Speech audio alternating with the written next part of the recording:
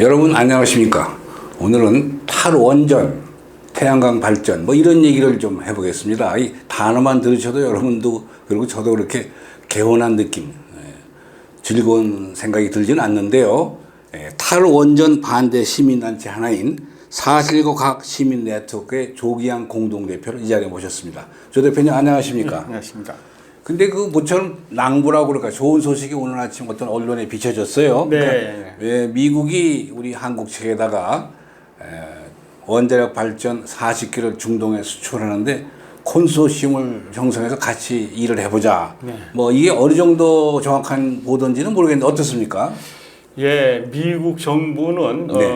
기후 변화에 대응하기 위한 대책으로 예. 원자력 발전소를 다시 대대적으로 확충해야 한다는 그런 정책을 추진하고 있습니다. 예, 그래서 트럼프 대통령이 원자력 업계 사람들을 모아서 전 세계 원자력 발전소를 짓는데 여러분들이 앞장서 달라 이런 당부를 한 적도 있었고요. 예.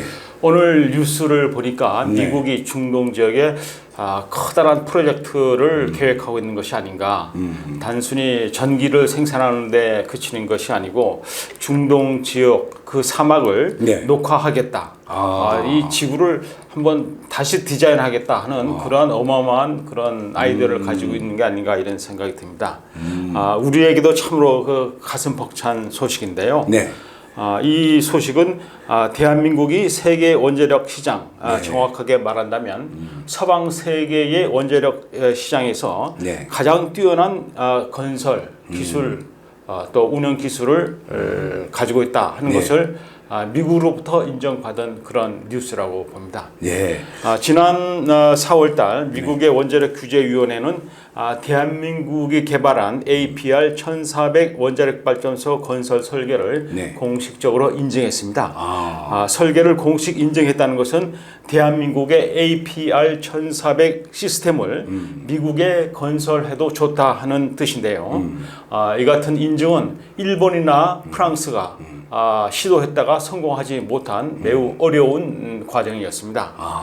APR 1400 Advanced 파워 리액터라고 하는 뜻인데요. 예. 이 APR 1400은 노무현 전 대통령이 네. 중국에 우리나라가 중국의 원자력 발전소를 좀 수출하면 안 되겠느냐 이렇게 접근했을 때 중국 당국자가 아니 한국이 짓는 원자력 발전소라고 해봐야 결국 그 기술이 미국에서 온 것인데 뭐 우리가 뭐 꼭 필요하다면 미국하고 직접 상대를 해서 건설하지 대한민국의 신세를 질 게 뭐 있느냐 이런 이제 핀잔을 듣고 야 우리가 한번 제대로 원자력 발전소를 국산화하자 이런 강력한 정책 의지를 가지고 2,400억이라고 하는 큰 돈을 들여가지고 연구 개발을 지시했습니다. 그래서 이제 성공한 것이 APR 1,400인데 이 APR 1,400 원자력 발전소는 현재 아랍에미레이트 연방에 건설되고 있거나 건설된 4기의 원자력 발전소가 바로 이 시스템이고요. 신고리 3, 4호기가 이 모델로 또 지어졌습니다. 또 신고리 5, 6호기 역시 이 모델로 건설되고 있고요.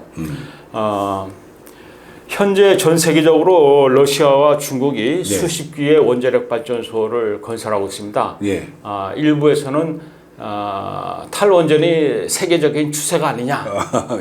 탈원전이 세계적 추세니까 우리도 뭐 원자력 발전소 그만 지어야 되는 거 아니냐. 이런 말도 안 되는 소리를 하고 있는데 사실 전 세계적으로 원자력 발전소가 많이 지어지고 있습니다. 미국 정부와 일본 정부가 얼마 전에 한 자리에 모였는데 클린 에너지, 청정 에너지를 얻기 위해서는 어차피 원자력 발전소를 지어야 되지 않느냐 이렇게 공식적으로 합의를 했습니다. 이렇게 미국이나 일본이 앞장서서 이제 원자력 발전소를 짓고 있는데 문제는 서방 세계에서는 한국만큼 제대로 원자력 발전소를 제대로 지을 만한 나라가 없다는 것입니다.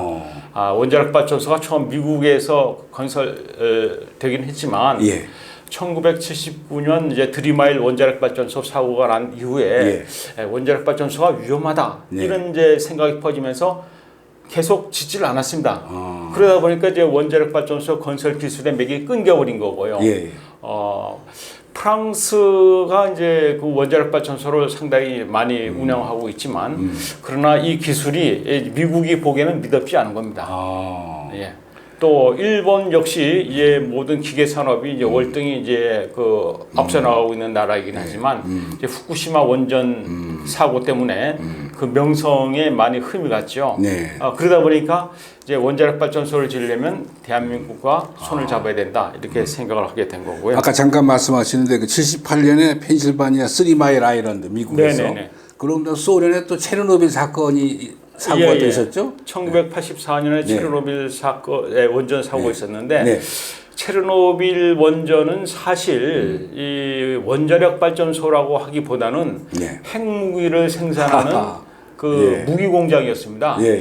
그러다 보니까 그 원자력 발전소가 당연히 갖춰야 될 안전 시스템이라든지 이런 것이 제대로 갖춰지지 않았고 또 우리나라 원자력 발전소 보면 이제 커다란 콘크리트 돔 있지 않습니까?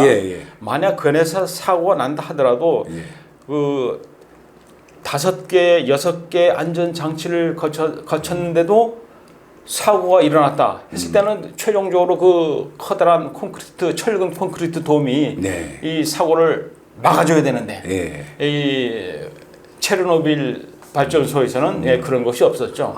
그렇기 때문에 이제 사고가 나면서 방사능이 많이 누출되고 사람이 많이 죽었습니다. 그런데 우리 박경재 변호사님께 한번 여쭤보겠습니다.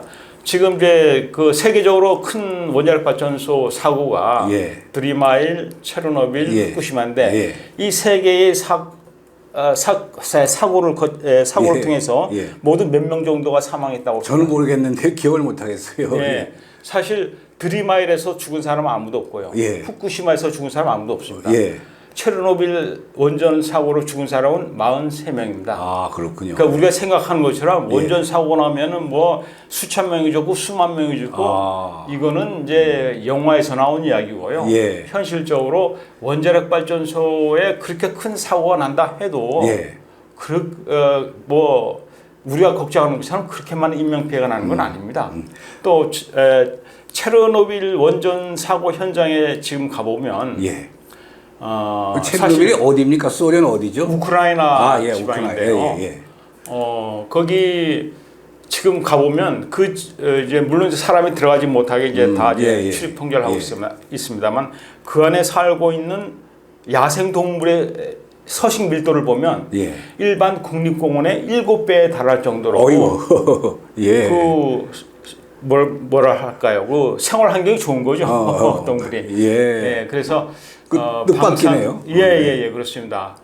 우리가 방사선의 위험에 대해서 너무 과도하게 염려하고 있는 것이 아닌가. 지금 내년이 도쿄 올림픽인데 지금 후쿠시마 그 사고를 지금 우리 대한민국이 제일 먼저 제기하고 있지 않습니까? 그 후쿠시마 그 원자력 발전소 단지에 2011년에 발생했던 이제 원전 사고 이후에 그 오염수가 계속 흘러나오고 있는데 그 오염수를 계속 모아두고 있습니다. 계속 모아두고 있는데 하루에 한 2, 3년 전까지만 해도 한 400~500톤씩 오염수가 흘러나왔는데 여러 가지 조치를 통해서 요즘은 하루에 한 170톤 정도가 흘러나온다 그래요. 이제 이 오염수가 이제 그대로 바다에 흘러드는 걸 막기 위해서 일본 정부에서는 커다란 물통을 마련해 가지고 계속 거기다 담아두기만 하는데 이 물통에다 계속 담아둘 수만 없지 않겠습니까? 언젠가는 이게 이제 흘러나가고 순환이 돼야 되는 거죠. 그래서 일본 정부는 이 오염수를 태평양에 방류하는 수밖에 없겠다 이렇게 발표를 했고요. 이제 대한민국 정부는 그렇게 오염수를 방류하면 바로 이웃에 있는 대한민국에 방사선 피해가 오는 게 아니냐. 이거 절대로 안 된다. 이렇게 이제 뭐 정부의 반응이 나오고 있는데요. 사실 2011년에 그 후쿠시마 원전 사고가 폭발했을 때 그 오염 물질이 엄청나게 많이 흘러나오지 않았겠습니까? 그때 오염수가 바다로 많이 흘러나갔는데 예. 그때를 생각해 보십시오. 예. 그때 우리나라에 방사선 피해가 있었습니까? 예, 지금도 우리 뭐 그쪽에서는 생선을 안 먹겠다 뭐 이런 분들이 많잖아요. 예, 안 먹겠다고 하는 건 우리의 생각이었고 예. 현실적으로 예. 우리가 피해를 받은 적이 있었느냐 하는 겁니다. 아. 예. 우리 정부 사실 예. 만약 피해가 있었다면 기록도 있었을 예, 것이고, 그렇겠네요. 야, 예. 그 후쿠시마 원전 폭발 사고 때문에 우리가 이러이러한 피해를 받았다라고 이제 증거와 기록이 있지 않겠습니까? 예. 그런 없다 이겁니다. 예. 예. 그런데 예. 지금 그 오염수를 방류한다고 해서 예. 그러면 우리 주변이 얼마나 방사선이 예. 오염되겠느냐? 예. 이걸 보면요. 예. 지금 후쿠시마 원자력 발전소 단지에 모아둔 그 물, 예. 오염수에 있는 예. 그 방사선 오염 물질, 예. 세슘이라고 하는 그런 원소를 본다면은 예. 2011년에 방류되었던 오염 물질에 비한다면 예. 지금 모아둔 오염수의 오염 물질은 예. 0.003% 하하. 내지 0.005%라는 겁니다. 아. 그러니까 사실 오염수를 방류한다고 해서 예.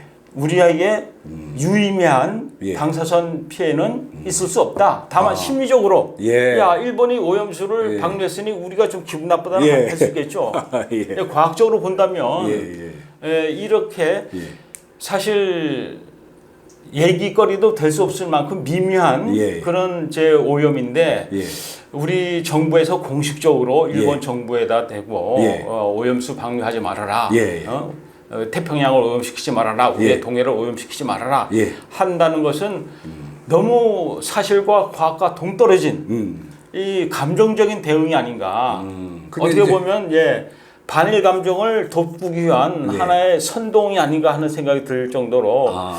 유치한 대응이 아닌가 이런 생각이 듭니다. 좀 거꾸로 거슬러 올라가서 이제 우리의 원자력 역사를 보면 1958년 이승만 대통령 계실 때부터 시작했던 거예요. 우리 원자력.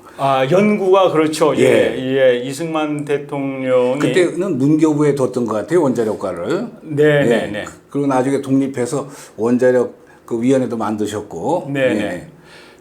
이제 미국의 기술자가 와서 네. 이승만 대통령을 만나서 대한민국이 앞으로 경제 발전을 하기 위해서는 네. 그 에너지가 많이 필요한데 이 원자력이라고 하는 새로운 에너지원이 만들어졌다. 예. 이 어린애 주먹만한 이 우라늄 1kg이라면 예. 석탄 3,000톤보다 예. 더 많은 어. 전기를 생산할 수 있는 에너지를 가지고 있다. 예. 생각을 해보십시오. 석탄 3,000톤보다 더 많은 에너지를 내는 우라늄 연료가 겨우 1kg인데 예. 이게 또 비중이 무겁다 보니까 양으로 하면 탁구공보다 조금 더 크다고 할까요? 예. 그 정도입니다. 예. 그러니까 에너지 효율이 어마어마하게 높은 거죠. 지금도 기억이 나는데요. 그 초대 원자력위원회 그 위원장을 맡으신 분이 이제 김범린 씨였는데 그분은 어떤 분이냐면 불란서에서 오래 공부하시고 문교장관도 하고 그다음에 국회의원도 했는데 동래 경상도 거기서 국회의원을 낙선한 직후에 이승만 대통령이 대통령 관장이 경무대로 김범린 씨를 불러가지고 그때 신문에 한 걸 보면은 이 사람아 낙선했다고 좀 낙담할 때가 아니네. 자네가 지금부터 맡는 일이 우리 자손 만대가 먹고 살 먹거리를 좀 당신이 책임지고 있는 거야. 뭐 이렇게 말씀했던 기억이 나요. 예, 참 그런 일화를 보면 예. 이승만 대통령이 예. 비전 있는 대통령이다. 대단한 분이죠. 예. 예, 참 대한민국의 먼 미래를 예. 보는 그런 눈이 있었던 해안이 있는 지도자다 하는 걸 갖다 제가 기억나는데 그때 이제 문교부에 그 원자력과를 뒀다가 원자력위원회가 됐는데 그 달러가 없던 그 시절에 그 원자력 회의에 무려 10명 이상이 파견돼서 가서 참석을 했어요. 네, 이제 네. 그분 중에 한 분이 제가 성함을 풀네임 잊어버렸는데 윤 어떤 교수분인데 우리 대학 다닐 때 자연과학 개론을 가르치셨는데 그때 그런 얘기를 자세히 해주셨어요. 네. 그러니까 지금 조 대표님 말씀대로 이승만 대통령이 아주 멀리 보신 거죠. 예. 네네네. 근데 이제 그 원자력 발전은 이명박 정부 때 좀 수출이 활발했던가요? 언제 활발했죠? 그렇죠. 이명박 대통령 재임 시에 예. 아랍에미레이트 연합이 예. 원자력 발전소 건설에 관심이 있다. 네네. 하는 이제 얘기가 나왔고요. 예. 그때 우리나라의 그 손꼽는 과학자이신 정금호 박사님께서 미국인으로부터 그 이야기를 전해 듣고 예. 야, 이것은 우리나라가 해낼 수 있는 게 아니냐. 해서 그 관계자들을 만나고 해서 네. 우리 이명박 대통령이 그 UAE에 원자력 발전소 수출할 수 있는 길을 이렇게 만드는데 큰 도움을 주셨다고 해요. 예. 네. 이제 우리 조 대표님 말씀 듣다 보니까 시간이 많이 경과해서 이 얘기는 일단 여기서 마치고 또 2편에 가서 다음 편에 가서 이제 그다음 또 얘기를 태양광 발전과 연관시켜서 네. 여쭤보겠습니다. 자, 잠시 뵙겠습니다.